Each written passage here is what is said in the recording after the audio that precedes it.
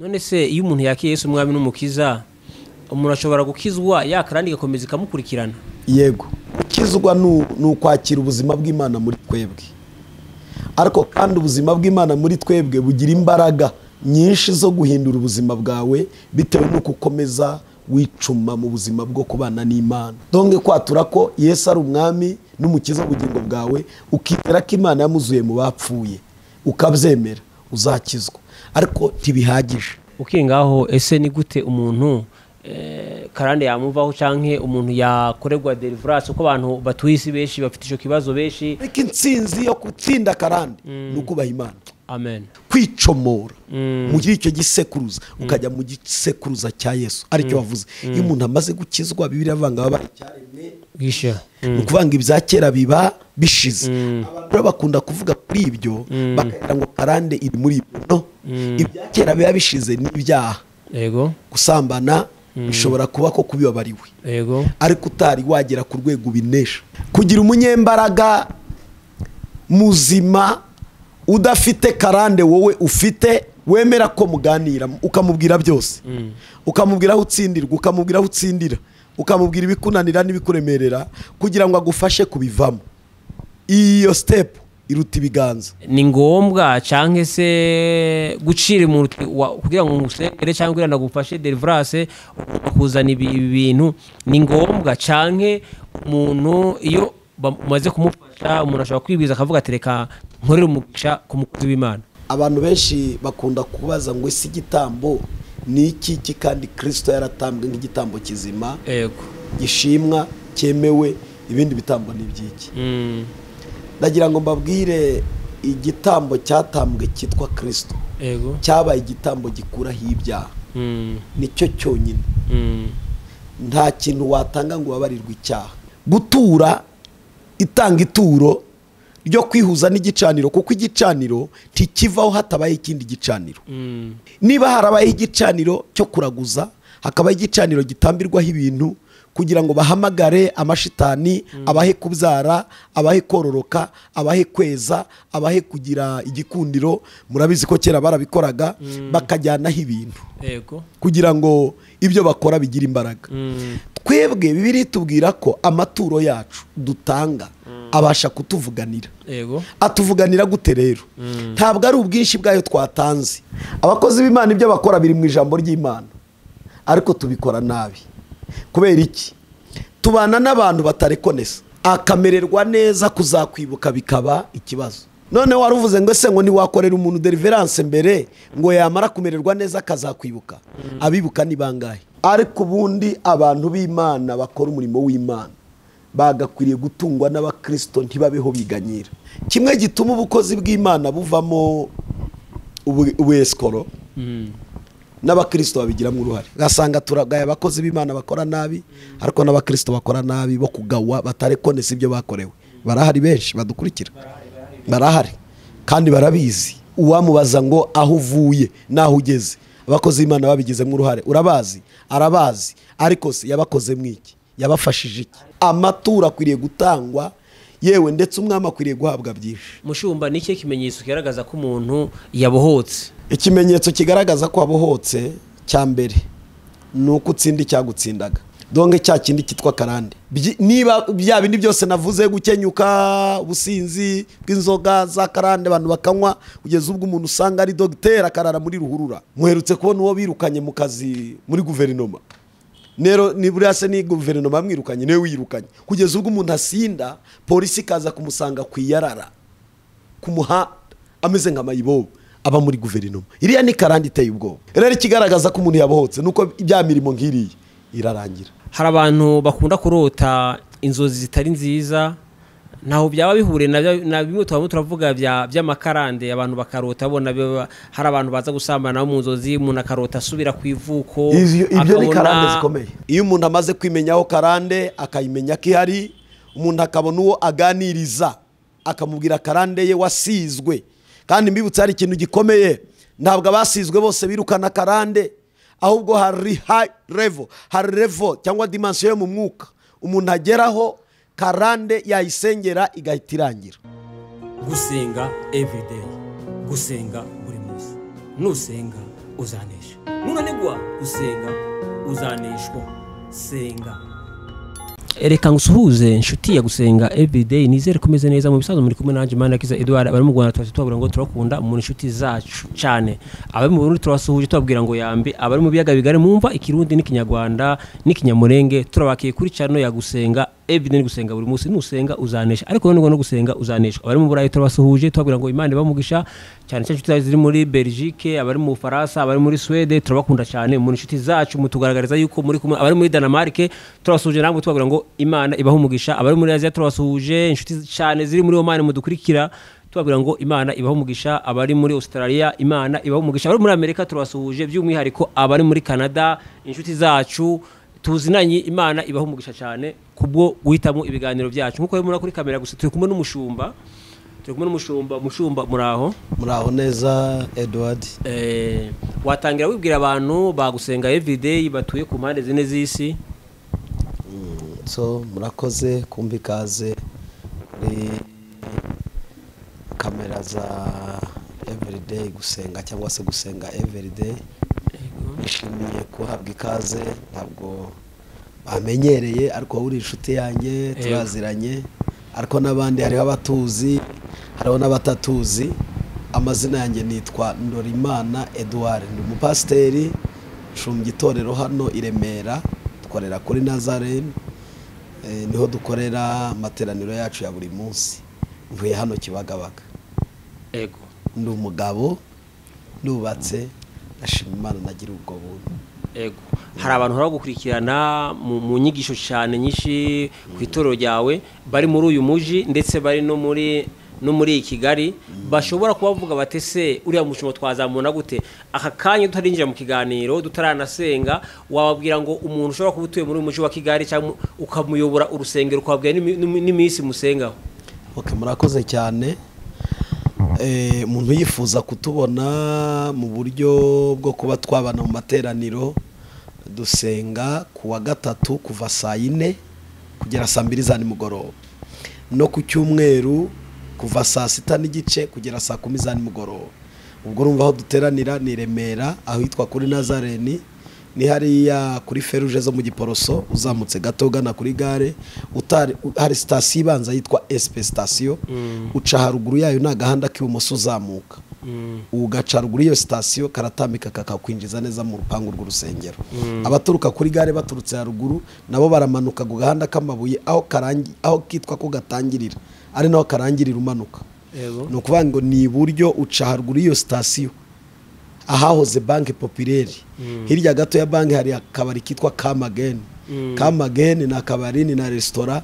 Urusengero ruri hirya gato rwose, iyo uciye ku iyo Kamageni uhita ubona urusengero rwanditseho Nazareth Church International. Aha ku cyumweru amateraniro bajyari ku cyumweru ni saa 6 n'igice kugera saa 10 iminsi yose yo ku cyumweru. Kwa gatatu naho ni saa 4 za mu gitondo kugera saa 2 za nimugoroba. Urakoze cyane. Abari mu muji wa Kigali canke abari muri mu Rwanda, muri mu ntara, mushobora kuba mwifuza abakozi b'Imana babagira inama, abakozi b'Imana babasenga. N'umukozi w'Imana muri gusenga ntabwo dupfa gutumira abakozi b'Imana baba bafite ubuhamya bwiza, bafite imbaraga z'Imana. Uyu n'umukozi w'Imana Imana ihagurukije ukoreshwa n'Imana kandi afite n'ubwenge bw'Imana.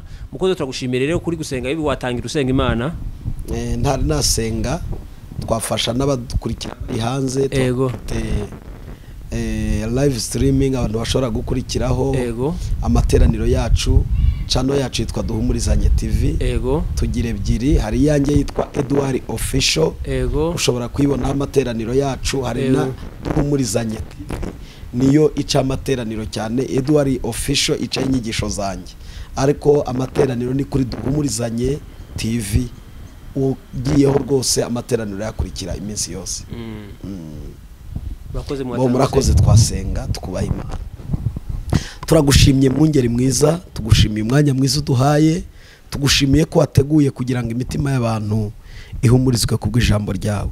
Ijambo ryawe rizana ihumure, ijambo ryawe rizana intsinzi ku buzima bwacu, ijambo ryawe ritanga ibisubizo ahabuze ibisubizo, ijambo ryawe ni ubuzima, abadafite ubuzima barabubona mu ijambo ryawe, ijambo ryawe rikiza indwara, ijambo ryawe ryomora ibikomere, ijambo ryawe rigarura abari bayobye, ijambo ryawe rireza, ijambo ryawe rihindura imitekerereze y'umuntu, ijambo ryawe rirakuza, ijambo ryawe ni rigari. Nyemerere uyu mwanya icyo tugiye kuganira cyose muri iki kiganiro byose byubakirwe ku ijambo ryawe, icyo twavuga cyose kiba gishingiye ku ijambo ryawe, icyo twaganira cyose kiba kimurikiwe n'ijambo ryawe. Umwanya wose dufata tugiye kuganira turasenze ngo imitima idukurikira ihembukire imbere yawe, maze abazajya bumva iki kiganiro n'abacyumva uyu munsi bazasangemo inyungu z'ibyo bifuza, maze barusheho kuruhurwa nawe iminsi yose. Tubisabye twizeye mu izina rya Kristo Yesu umucunguzi wacu, amen. Amen. Urakoze mushumba, hari ibintu abantu benshi bagenda bibazaho. Ese mushumba, karande ibaho? Karande ibaho. Yego. Karande ibaho shingiye ku ijambo ry'Imana ribivuga. Karande ni inkomoko y'ikintu.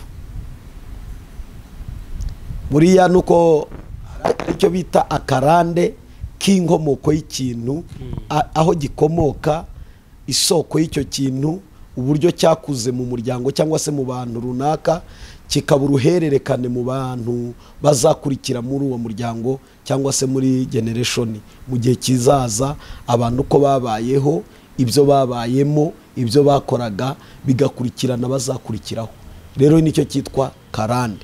Icyakora karande ishobora kuba mbi cyangwa karande ikaba nziza.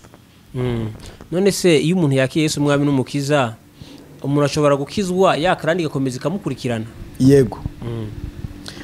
Gukizwa ni kimwe, gukizwa ni ukwakira ubuzima bw'Imana muri twebwe, ariko kandi ubuzima bw'Imana muri twebwe bugira imbaraga nyinshi zo guhindura ubuzima bwawe bitewe n'uko ukomeza wicuma mu buzima bwo kubana n'Imana.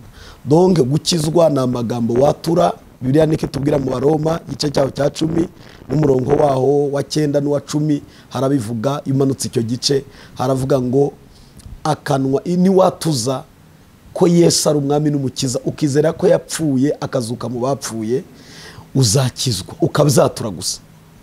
Donc kwatura ko Yesu ari umwami n'umukiza ubugingo bwawe, ukizera ko Imana yamuzuye mu bapfuye, ukabyemera, uzakizwa.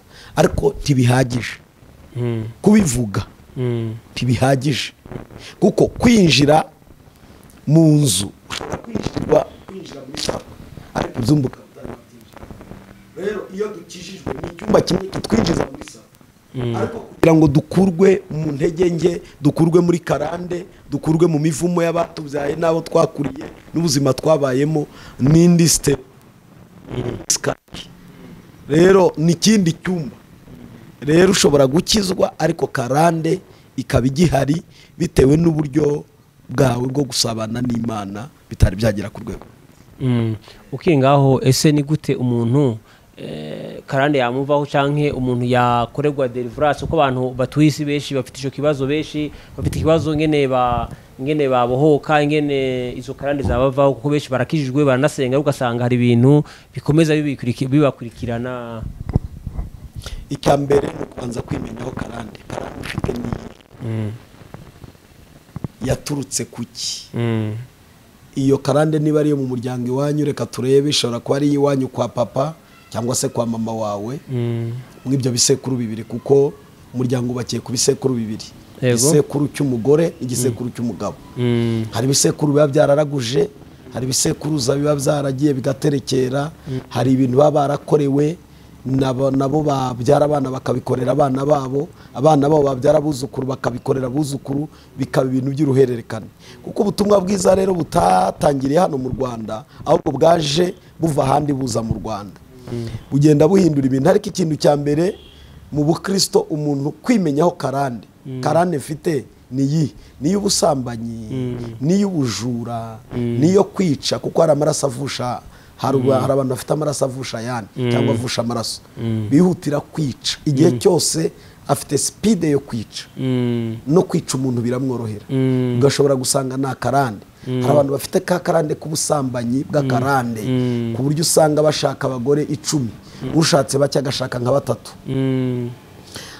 ndetse hari n'abantu bumva rwose ataryamanye n'abagore nka 5 ku munsi yumva umuriro muri mutazimye ugasanga ni ikintu kituruka mu muryango iyo ngiyo hari abandi nabo bagira karande ko kwiba ari abajura rwose ruharwa ugasanga umuntu yiba anafite hari abantu batekereza ko umuntu yiba akennye oya hari abantu biba bakize ndetse noneho kugira ngo karande yo kwibikire ahubwo bakayagura bakagira ubujura buri international hari n'abandi nabo babasirimu bahanga cyane bambara amakositimu bakagenda mu modoka meza aribo bavamwe abahakazi bahakakinga amabanki n'abajura bariya ku rwego international urumva aho kugira ngo bave atariko uyu mwuka wo kwiba kugeza ubwo nzarasirwa muri banke nawe uretse ahubwo akawagura ndetse agahamagarira n'abandi agatoza babikora generation yo kwiba akayitegura neza cyane bene abo bantu rero usanga n'abandi bari mu mwuka wo gukenya upfa bataramye uriya upfa bataramye buriya ntabwo ari impano iva ku Mana ntabwo Imana ikenyura abantu Imana niha abantu kurama no kuvuga rero iyo ufite umwuka wo gukenyuka usanga ari gihe wabanjirije mu bisekuruza nka 3 ugasanga bagiye bakenyuka gisekuruza kindi bagakenyuka kuzagera kuri wowe ugasanga mufite umwuka wo gukenyuka hari n'abandi bafite umwuka wo kutabyara karande yo kutabyara ugasanga mu muryango harimo abantu batabyara wareba hirya ugasanga uriya ntiyabyaye arashaje ejo akavuka undi nawe ntabyara ugasanga donc umwuka wo kutabyara nako na karande ugasanga karande y'ubukene ugasanga ibintu rwose ubukene ngo ikibazo ngo nakazi kabuze reka hakaba n'undi ukabona ariko ntakamaremo kabiri hakaba n'undi wiga akagerageza gerageza ariko uzabona akazi ngo abeho nabyo bikabikira ugasanga kwiga byaramugoye agize amahirwe arayasoje ugasanga no kubona akazi biragoranye hari abafite rero za karande zo kutiga nazo burya zibamo ugasanga urarwana n'umwuka udashaka ko wiga pe ukarwana nawo wawutsinda kuzabona akazi bikaba ikibazo umwuka w'ubukene urakurikirana mu bisekuruza iyo bisomye muri maganya ya Yeremiya 5:7 uhasanga uburyo ako karande kazamo ariko akarande kabi ni akarande ko kutubaha Imana ko kutubaha Imana kuduteza no kuba mu karande kakarindagiza na wa mugisha twakabonye usimbura ya karande bikaba ikibazo ariko intsinzi yo gutsinda karande no kubaha Imana amen aho ni intsinzi iri donc intsinzi yo gutsinda karande ya mbere step ya mbere no kubaha Imana ariko kwagakiza abakozi yego hari n'abagira rero karande ikomeye karande yo kutubaka yego umuntu ugasanga arwana n'umwuka umubuza kubaka niyo umugabo yaba ari mwiza niyo yaba umunyangeso nziza avuga neza ariko ugasanga mu mugore harimo ka karande gashaka gutuma asenya ibyo biba ku bagore ibyo biba ku bagabo yego rero izo ni za karande za mu muryango iyo umuntu akijijwe ni step imwe atangira urugendo rwo kwitoza kubaha Imana kwibutse ko iyo umuntu atozwa ashobora gutozwa kuvuga ariko atari yamenya igihekane ashobora kumenya igihekane ariko atari yamenya ururimi rw'icyongereza ashobora kumenya icyongereza atari yamenya igifaransa iyo wamenye igifaransa iringana nturizi none gutozwa ni urugendo ni ukuvuga rero gukira karande ni urugendo ariko step ya mbere ni ukwimenya iyo karande muri izo mvuze zose hari abantu badukurikira abafite iyo karande nona turaza kuvuga step ya kabiri yego ituma umuntu ashobora kugira ngo amenye karande nuko yakira yego karande bimaze kuyimenyaho icya mbere ushaka inzira yo gukizwa gukizwa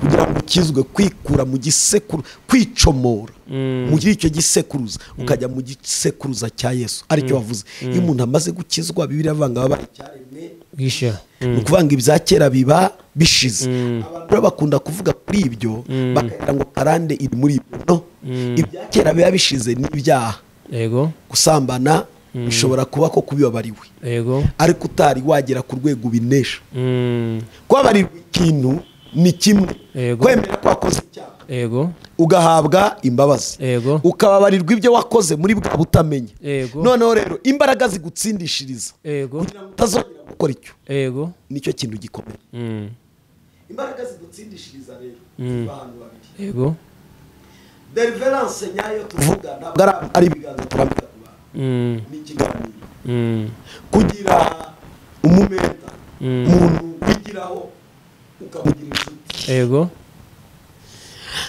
ukamuganiriza uhererekane rw'ibyo wabayemo ubw'ibyo waciyemo uko byagiye bigenda ibigutsinda ibikunaniza ibyo udashoboye aho utsindirwa aho ugira intege nke aho ugira imbaraga aho ugeraho ukumva cya kintu cyagusatiriye kugira umunyembaraga muzima udafite karande wowe ufite. Reka mvuge kugira umushumba mwiza wemera ko muganira ukamubwira byose ukamubwira aho utsindirwa ukamubwira aho utsindira ukamubwira ibikunanira n'ibikuremerera kugira ngo agufashe kubivamo. Iyo step iruta ibiganza. Donc ikiganiro cyo kumenya ninde nabwira ibi bintu by'uruhererekane rw'iwacu, ninde muzima wo kwizerwa nabibwira akangira inama, yamara kungira inama akansengera. Donc habanza kugirwa inama yo kuva mu kintu. Dufite biro ibohora abantu kuruta uko mbohora abantu mu rusengero mbasengeye. Kuko umuntu wese akeneye uwabwira intege nke ze n'imbaraga ze, none ukamubwira uko yuzurira muri za ntege nke n'amasengesho agakurikira. Rero ikintu kigoye kubona uganiriza intege nke zawe ariyo yakarande yo mu muryango iwanyu ngo uyivuge akubere urwego wuririraho ukira karande. Kubona uwo muntu biragoye ariko birashoboka. Ukina ngaho abantu benshi bagenda baduhamagara batandukanye bari hanze bafite ibyo byifuzo, bagenda bahamagara abantu benshi bacitse n'intege, abantu badukurikiye benshi bacitse intege ku buryo abantu bavuga ati mbere yuko ngusengera, mbere yuko nkora ibi ngomba kuzana igitambo cyangwa ngomba kuzana ituru ryo kwihumanuza. Ese iryo turu ni ngombwa? Ese ni ngombwa cyangwa se gucira umuntu kugira ngo ngusengere cyangwa kugira ngo ngufashe deliverance kuzana ibi bintu ni ngombwa cyangwa umuntu iyo bamaze kumufasha umuntu ashobora kwibiza akavuga ati reka nkorere umugisha ku mukozi w'Imana? Urebye uko biri bivuga mu isezerano rya kera, yego, hari bimwe byemerwa nuko bikoreshwa nabi. Yego, kuba umuntu yazana ituro rye, yego, cyangwa se dukoresha iyo terime igitambo, yego, abantu benshi bakunda kubaza ngo isi igitambo ni iki kandi Kristo yaratambwe nk'igitambo kizima, yego, gishimwa cyemewe, ibindi bitambo ni byiki. Ndagira ngo mbabwire igitambo cyatambwe cyitwa Kristo, yego, cyabaye igitambo gikuraho ibyaha. Nicyo cyonyine. Nta kintu watanga ngo wabarirwe icyaha, nta nka watanga ngo wabarirwe ibyaha byawe, nta madolari menshi watanga ngo wabarirwe ibyaha byawe. Ariko hari icyo bita ngo kwihuza n'igicaniro bikunda kuvugwa mu isezerano rya kera, ntabwo byigeze bikurwaho. Ibitambo by'amaturo, reka mbisubize nk'umuntu wiga theology. Iyo twiga amaturo arimo ibice bitandukanye, icyo bita ituro ry'impongano y'icyaha ryakuweho ku bwa Kristo Yesu. Ariko amashimwe, amaturo y'amashimwe, icyacumi, ituro ry'ukura amahoro, ayo si amaturo atatu mvuze. Ariya maturo avuga yifu, ariya maturo batangaga yifu ni ku myaka babaga bejeje. Ayo maturo yose babaga batanga yari amaturo yo kwerekana ko bashyiriye Imana kuko ari umwami wabo, kuko umwami aturwa amaturo, nta mwami udaturirwa. Yego, ubundi umwami udaturirwa ngo yaba ari Satani, ariko no kwa Satani baratura, ariko ni fotokopi y'ibyo yakuye mu ijuru. Donc gutura, itanga ituro ryo kwihuza n'igicaniro, kuko igicaniro ntikivaho hatabaye ikindi gicaniro. Donc niba harabaye igicaniro cyo kuraguza, hakabaye igicaniro gitambirwaho ibintu kugira ngo bahamagare amashitani, abahe kubyara, abahe kororoka, abahe kweza, abahe kugira igikundiro. Murabizi ko kera barabikoraga bakajyanaho ibintu kugira ngo ibyo bakora bigira imbaraga. Twebwe Bibiliya itubwira ko amaturo yacu dutanga abasha kutuvuganira. Yego. Atuvuganira gute rero? Ntabwo ari ubwinshi bwayo twatanze, ahubwo ni ngo kubwira Imana ngo Mana ngewe ntanze iki. Yego. Ngo kuguha umutima wanjye ukubahe. Yego. Ngo nanjye icyo nsaba ngihabwe. None abantu bakibaza ese pastor bashobora no kubimbaza, reka mbasubize. Ngo hari icyo waha Imana kugira ngo igukorere? Ntacyo. Ariko hari sinye y'umutima uciye bugufi. Yego. Y'umutima wubaha. Yego. Ni ibikorwa bivuga, ntabwo ari umuntu uvuga. Donc Imana impamvu ihabwa ibintu cyangwa si amaturo, reka dukoresha amafaranga, ubundi ntidutanga uko twagakwiriye gutanga. Ngewe navuga ngo umuntu abaye ko kiyo karande iravaho, nta n'ikiguzi yabona atanga, kuko karande yica ubuzima bwawe, generation yawe ikarangira yose. Niba watanga ihene, umwagazi w'ihene, karande igakira, ubwo uhenze undi ni usibye ko Imana mutagura. Dore abakozi b'Imana igituma babikora nabi. Abakozi b'Imana ibyo bakora biri mu ijambo ry'Imana, ariko tubikora nabi. Kubera iki? Tubana n'abantu batarekonesa. Ufasha yari afite icyo kibazo akamererwa neza, kuzakwibuka bikaba ikibazo. None waruvuze ngo ese ngo ni wakorera umuntu deliverance mbere ngo yamara kumererwa neza akazakwibuka? Abibuka ni bangahe? Oya, uri umuvuga butumwa. Abantu bibuka kumenya aho bakiriye ni bangahe? Ubwo mbigusubije mbisubirizamo n'abandi badukurikiye. Kimwe rero gituma abakozi b'Imana babibanjije imbere, nuko umurimo bakora urabagoye, umurimo bakora urabavunnye, bashora byinshi badafite ubushobozi, bitanga amajoro n'amanywa ntibaryama, imiryango yabo bayishyize mu kaga kubw'umurimo w'Imana. Bituma bavango kubera ko abantu natwe tugirira neza tukabafasha batagira icyo bamara, reka tujye tuvuga babikora imbere. Ariko kubikora mbere ntacyo bitwaye, no kubikora nyuma ntacyo bitwaye, nta cyaha kirimo. Ariko rero priorite nyayo, ubundi gushima, burya umuhanga wo gushima ashima mbere. Kanse n'urugero rwa bugufi. Hariho umudamu turasengana, yari umukobwa, ari umukobwa afata inka mu nka, avuke mu Mutara. Iwabo bari bafite inka, arukunda abana b'abakobwa bahinga n'abahungu bakabahinga. Areba inka nziza nziza nziza nziza muri za zindi afite, ntiyayigurishije ngo azane amafaranga. Iyo abikora byari kuba ari byiza, nta kibazo. Arayizana, arayishorera, ayigeza ku muryango w'urusengero. Mu gitondo azindutse ayikubita inkoni, irinjira mu rusengero. Protokole bakoraga isuku, bavuze induru ngiyi inka yande yinjiye. Arabwira ati ni yanjye, ni muyireke, ndashaka kuyitanga, amateraniro natangira ndashaka guha Imana inka.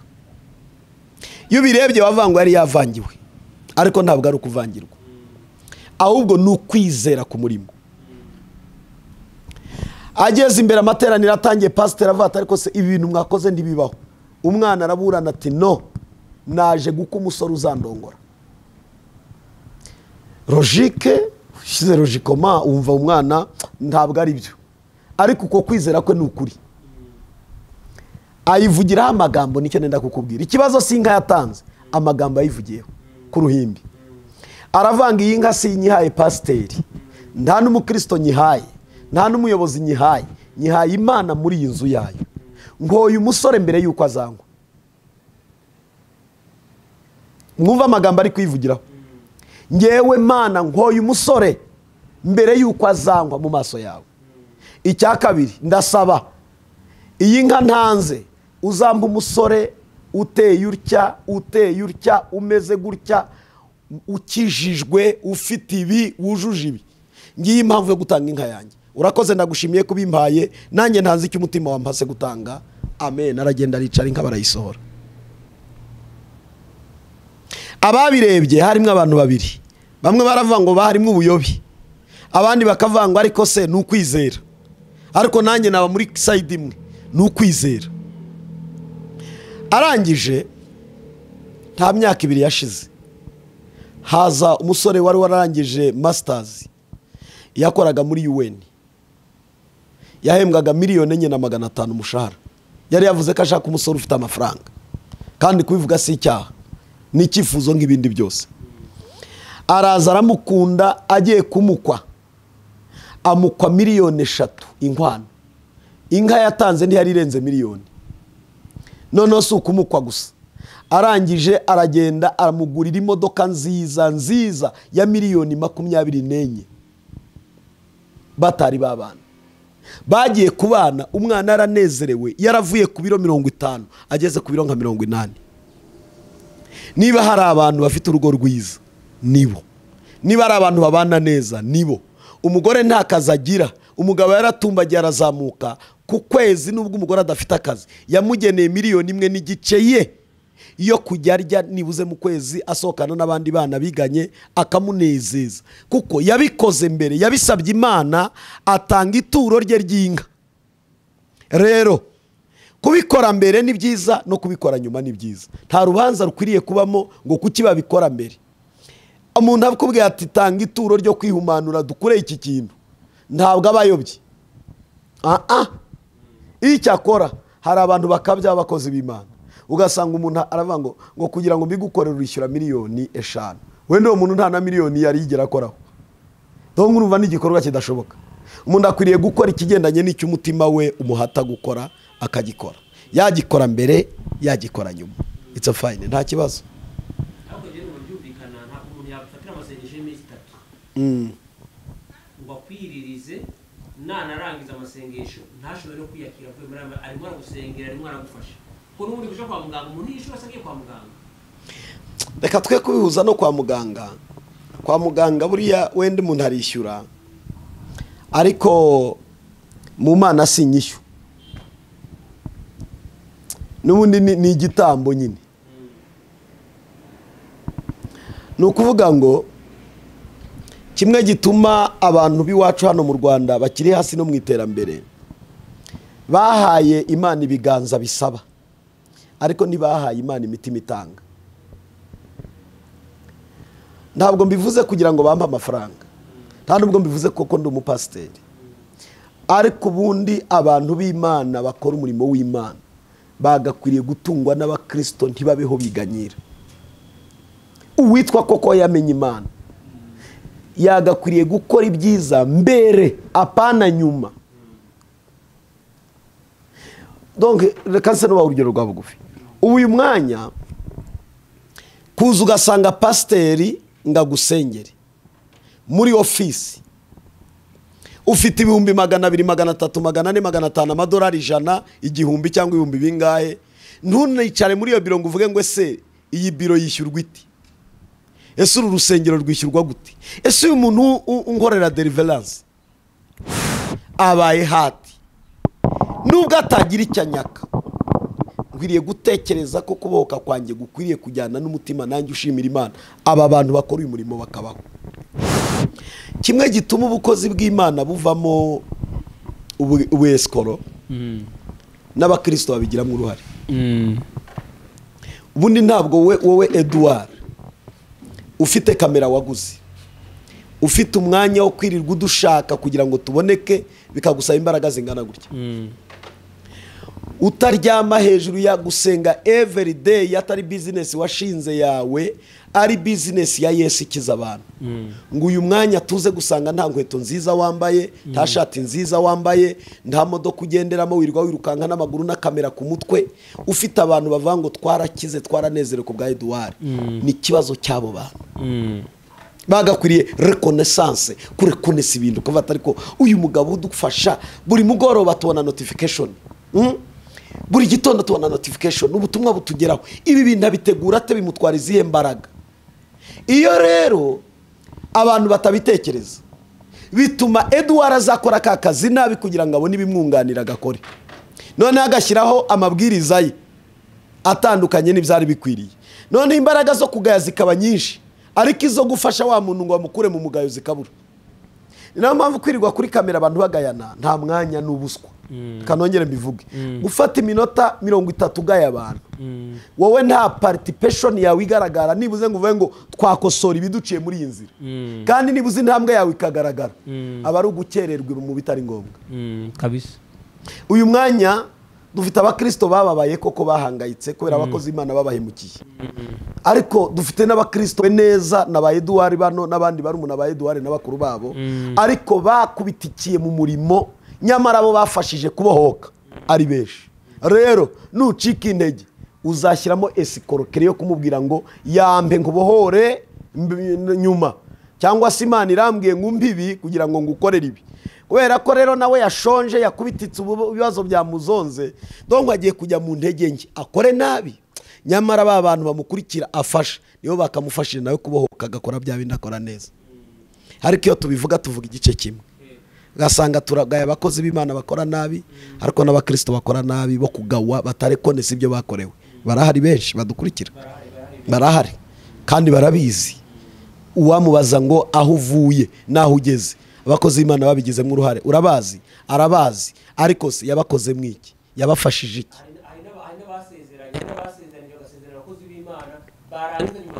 bakisubiraho rwose donc rero baravuga ngo nidukoma urusyo dukome n'ingasiri kuvuga ngo nitugaye abakozi babikora na Kristo nabo batazi gukora ibikwiriye mu gihe cyabo huko pe ubutumwa bwiza yaba uko kubohora bavuga ngo birishyurwa.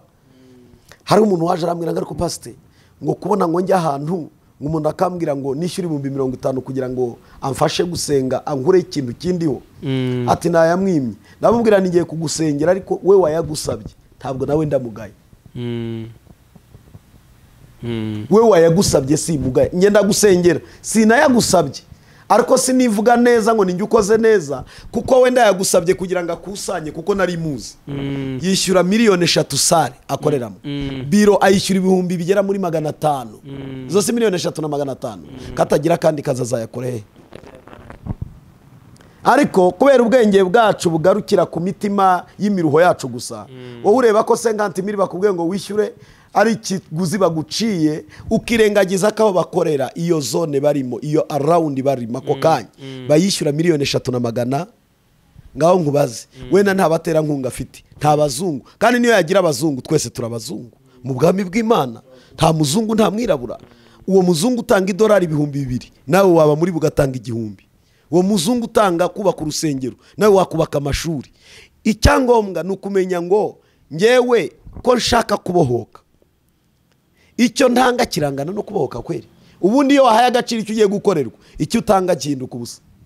Reka se n'urugero rwa bugufi tujya kwifuza muri rwa Faisal tukajya kwa Nyirinkwaya kubera ko tuzi ko ari ahantu bakora neza zahariya urabona Rigasi hariya bira bitaro amafaranga baduca ari hejuru cyane ariko kubera ko twizeye ubuvuzi tuyatanga tunezerewe kandi za miliyoni twishyura izo twishyura twagiye twuriye indege mu Buhinde n'ahandi kugira ngo turokore ubuzima bwacu yewe nicyo utatanga ubaye uri bukire cya Karande cyazahaje ubuzima bwawe nicyo utatanga ikibazo your mind kabisa abantu gusenga badukuma kuri gusenga every day.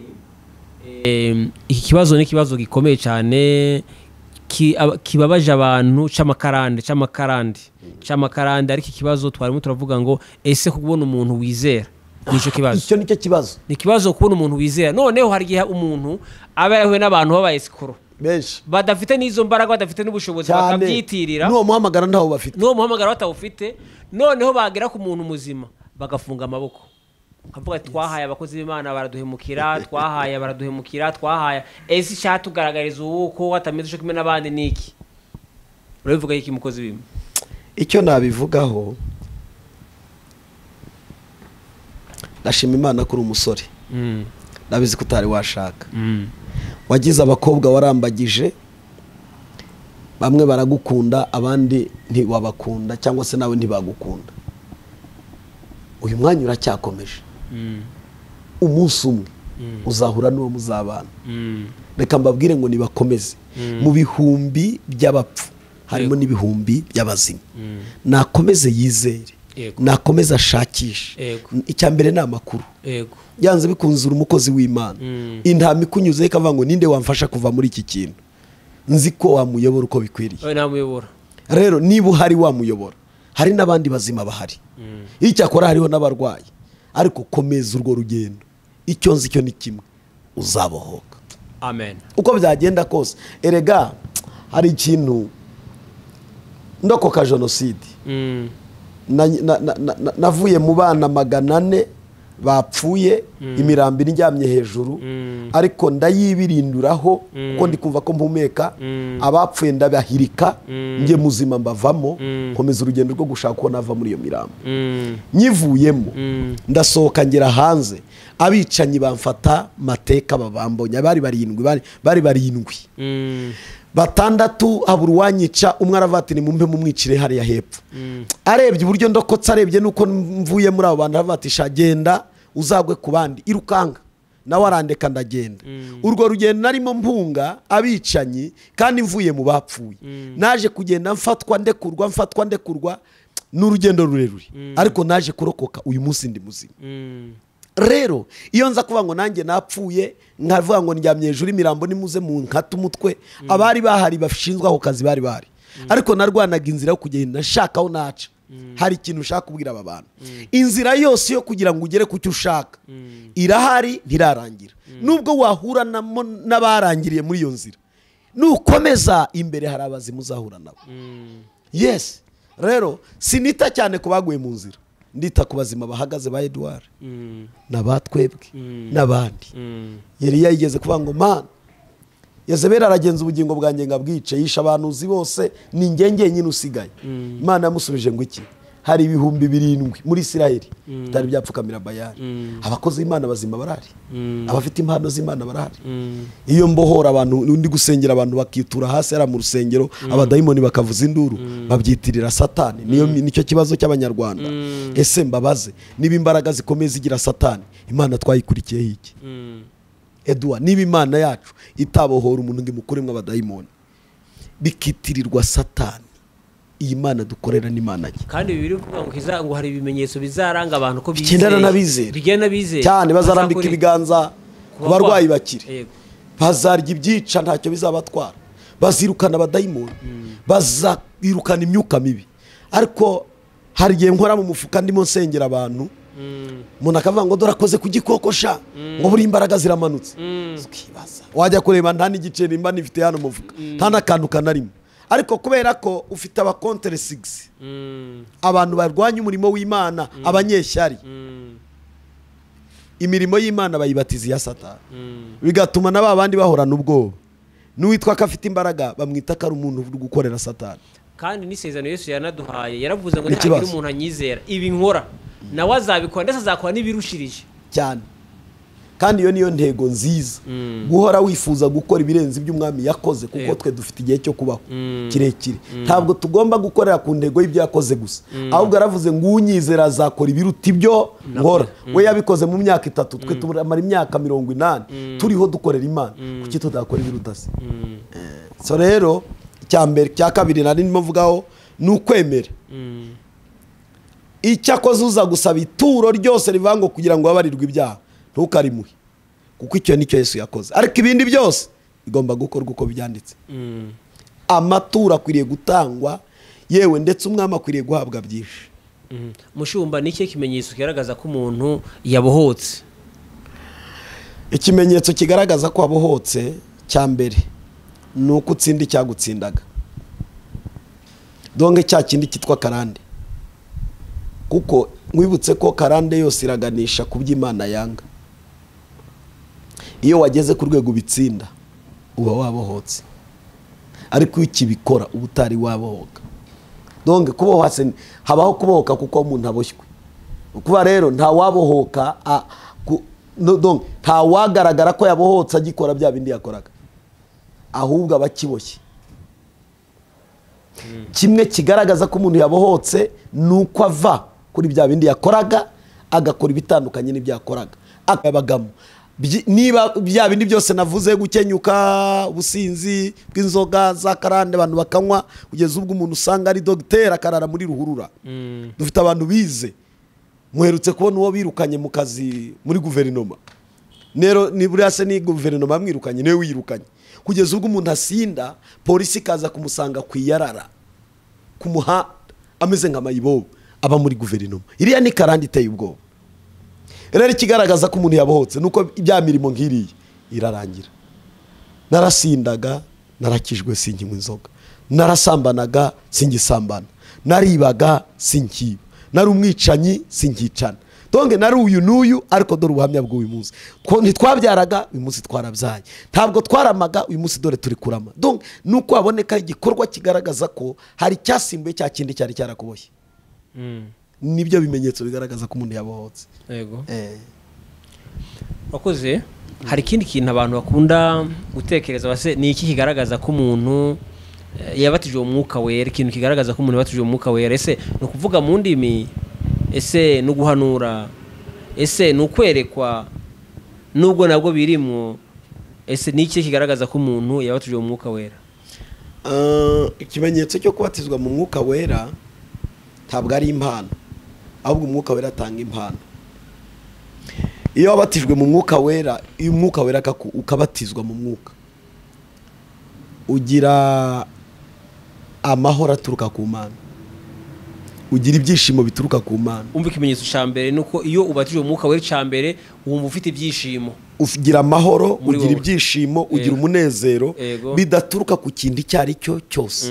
Kuko hari umunezero uzanwa n'ibyo twariye cyangwa ibyo twakiriye cyangwa se ibyo twakiriye cyangwa se ibyo twatunze cyangwa se ibyo baduhaye cyangwa se ubuzima bwiza turimo cyangwa se uko twagiye kubihaha kubisangira n'abandi.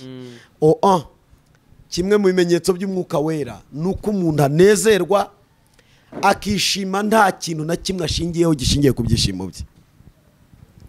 Icya kabiri ikigaragaza ko umuntu yabatijwe mu mwuka wera nuko hari ubuzima bwumva ko bwahindutse muri wowe.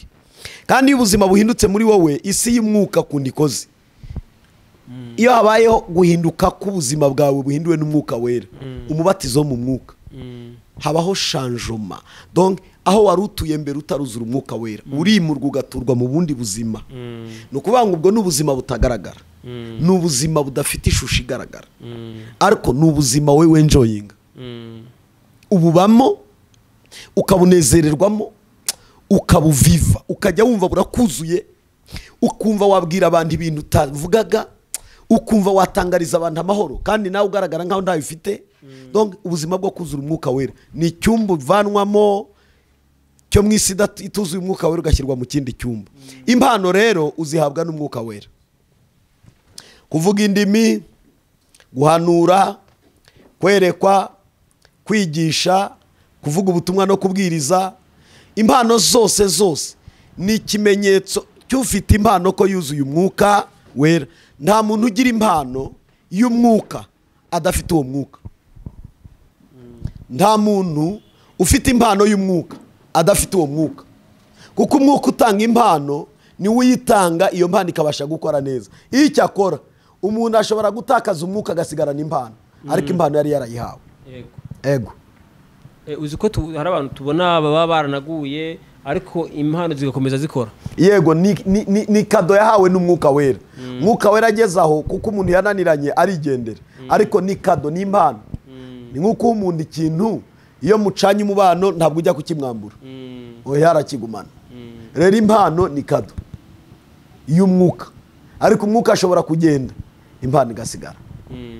Umwuka rero niyo Mana, niwe Yesu. Ubwo butatu bwera tuvuga ngo Imana Data, Umwana n'Umwuka wera nibo batanga impano. Hari abantu bakunda kurota inzozi zitari nziza, naho byaba bihure na bimwe turavuga by'amakarande. Abantu bakarota bona hari abantu baza gusambana mu nzozi, umuntu akarota asubira ku ivuko, ibyo ni karande zikomeye, akabona ibintu bigenda bimukurikira. Iyo ni karande. Zo ni karande muri ayo mayerekwa yose umuntu abarota agenda aroteramo. Hari uko turota tugwa mu myobo, hari uko turota twakennye kandi twari twateye imbere, hari uko turota tugenda turi muri izo nzozi zo kuryamana n'abantu mu bagabo bo mu ijoro n'abagore bo mu ijoro. Hariho ibintu bikomeye bigiye bitandukanye umuntu agenda arota ariko bisigura cyangwa se bivuga karande. Ako karande rero n'ubundi kagaruka mu ndoto zacu, uko gusubira mu cyaro, uko gusubira hasi, uko kurota ubona wari watse urugo ariko rugasenyuka, uko kurota wari ufite business ariko zigahanuka, uko kurota wagenda ugiye Burayi uri mu ndege ukongera ugashiduka utakaye ku kibuga cy'indege ntubu kigiye. Hari karande zishinzwe kukumanura, mwuka ukumanura ukubwira ngo reka da ntibishoboka, byo si ibyacu. Ariko hari intsinzi yuko tugomba gutsinda karande. Bene data, nagira ngo mbahumurize, nubwo tuvuga kuri karande ariko gusenga kwacu ariyo step ya gatatu nari buvugeho. Iyo umuntu amaze kwimenyaho karande akayimenya ko ihari, umuntu akabona uwo aganiriza akamubwira karande ye wasizwe. Kandi mbibutse hari ikintu gikomeye, ntabwo abasizwe bose birukana karande, ahubwo hari high level, hari level cyangwa dimension yo mu mwuka umuntu ageraho karande yayisengera igahita irangira. Rwose abantu bo mu mavuta yo ku rwego rwa mbere karande kuzisengera biragora, ariko hari amavuta ku rwego rwa kabiri. Dawidi hari amavuta yasizwe, ayasizwe na Samweli, ahubwo muhagurukiriza intambara birakomera bigera kure, kugeza ubwo umunsi yatsinze urugamba rwa Sawuli Imana yateguye kumusiga amavuta ya kabiri yo kuba umwami. Ari amavuta rero ya kabiri akuraho karande, amarahi abadayimoni bakurwanya bagusubiza hasi, amaraho. Donc nibyo biva ngo hari mitwari zamarwa no gusigwa. Donc gusigwa ubwa kabiri, abantu basizwe ubwa kabiri bafite andi mavuta. Abo bantu rero barahari pe, yagukozeho karande iragenda. Abari ku rwego ubutwara afite akoresha, abari ubutware buremereye muri iryo sengesho ry'uwo muntu akoresha itegeko. Ndagira ngo nkubwire rero, humura hari intsinzi, hari ubundi buzima bw'uko wava kuri karande yariyo yose. Murabizi ko hari abantu babyara abantu ugasanga abana bavutse ari nka za debile, ugasanga umwana wawe wa mbere wa kabiri wa gatatu abana basa naho bavuka batuzuye. Hari igihe nacyo kiba cya karande gikurikirana abantu. Murabizi izi ndwara z'ibyorezo zikomeye za kanseri n'ibindi birwara bitandukanye, hari igihe usanga biba za karande mu muryango. Karande ni nyinshi nakazivuzeho, ariko ningira umwanya urambuye nzabwira umuyobozi twongere tugaruke tubiganireho. Ariko kimwe cyo ni kimwe, gusenga bitewe n'ugusengeye hari karande kurwaho, hari karande kurwaho rwose.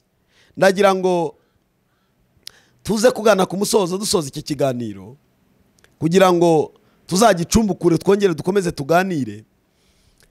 Karande iyo wayimenyeho, shaka umuntu wasizwe. Navuze ngo biragoye kumubona ariko birashoboka. Mufite amahirwe kuko murahari turabaganiriza. Burya icyambere ni amakuru. Ubaza atari ko nibonyeho ikibazo iki n'iki ninde wamfasha, uzayoborwa uzafashwa kandi byose bizagenda neza. Imana ibaho umugisha. Tugiye gusenga senze mu izina rya Yesu. Nona imbaraga z'umusaraba reka zitsikamire buri kintu cyose cyari kibangamiye ubwoko bwawe. Mana, umutwaro witwa karande uremerereye benshi, ufunye benshi, ariko amaboko yawe reka remerere iyo karande yariyo yose. Mu mbaraga z'umwuka wera ndasenze. Hari ibibagora, hari abavuga ngo naragerageje ntako ntagize ariko byaranze. Mana, ndasenza aka kanya wamuhuza n'umuntu bwa nyuma bigatungana bigacamo. Ndamusengeye mu izina rya Yesu ngo ukuboko kwawe kw'imbaraga, ukuboko kwawe kw'ineza uhindura ibintu byari byaranze guhinduka byose. Kandi none Mana, iyo migozi ya karande, ubwo buryo bwose umuntu yibonaho, ndasenze ngo buri wese umugenderere, maze ubwo azaba akize karande azajya gushimira ubudatuza. Icyubahiro kibi cyawe mu izina rya Yesu. Amen, amen, amen. Reka dushimire inshuti za Gusenga, tubabwira ngo Imana ibaho umugisha. Dushimire umuntu yabanye natwe, tukubwira ngo Imana iguhe umugisha. Reka dushimire n'umushumba waduhaye ikiganiro, tukubwira ngo Imana iguhe umugisha mu mushumba. Hari abantu bashobora kuba agize ishifuzo by'umwihariko akavuga se umushumba nazamubona gute ngo tugane ikiganiro, nazamubona gute ngo asafashe. wamuha adresse uburyo yakubonamo, yaba ari hanze yaba ari mu Rwanda uburyo bashaka kubonamo. Reka tubafashe tubahe nimero ya telefone bashobora guhamagaraho ibiri kuri WhatsApp. Nimero yanjye ni 0788 6 8 ubwo abari hanze bagomba kumenya ko ni gukora ikimenyetso cyo guteranya kandi ka 250 gakomezaho 7 8 8 6 7 8 8 nitwa Ndorimana Edouard. Imana ibaho umugisha, mwatubona twabasengera twabafasha kandi tuzabafasha uko bikwiriye, tuzabafasha uko bishoboka, tuzabafasha mu buryo bwose. Imana ibaho umugisha. Murakoze cyane, twaba tubashimiye inshuti za Gusenga tubabwira ngo ikiganiro naho butaha. Shalom shalom. Gusenga everyday, gusenga buri munsi. Nusenga uzanesha, nunanigwa gusenga uzaneshwa. Senga.